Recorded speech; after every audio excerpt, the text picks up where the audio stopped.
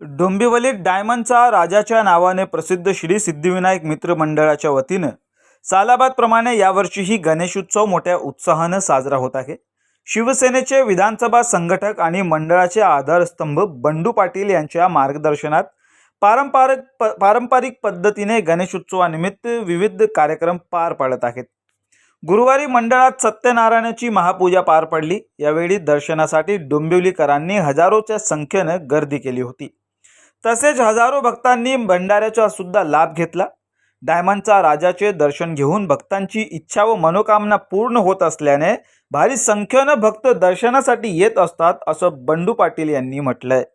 सालाबादप्रमाणे याही वर्षी डायमंडच्या राजाचं आगमन पारंपरिक पद्धतीने म्हणजेच उभं रिंगण माऊलींचं अश्व आणि उभं रिंगण सोहळा अशा पद्धतीने झालं आणि अत्यंत पारंपरिक पद्धतीने शेकडोच्या संख्येने वारकरी तसेच स्टालकरी तसेच अनेक भाविक या आगमन सोहळ्याला होते।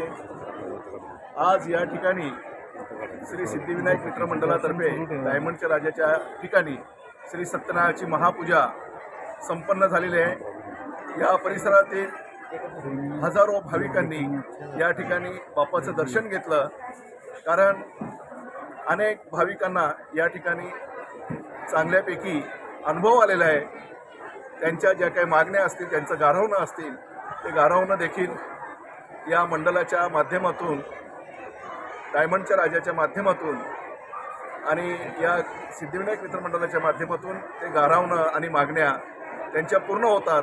म्हणून अत्यंत भावनेने श्रद्धेने हजारो भाविक या ठिकाणी दर्शनाला आलेले आहेत आणि त्यांना खरोखर दर्शन घेऊन अत्यंत समाधानकारक त्यांना समाधान लाभलेलं आहे। असे या ठिकाणी श्री सिद्धिविनायक मित्र मंडळातर्फे सर्व कार्यक्रम पार पडलेले आहेत।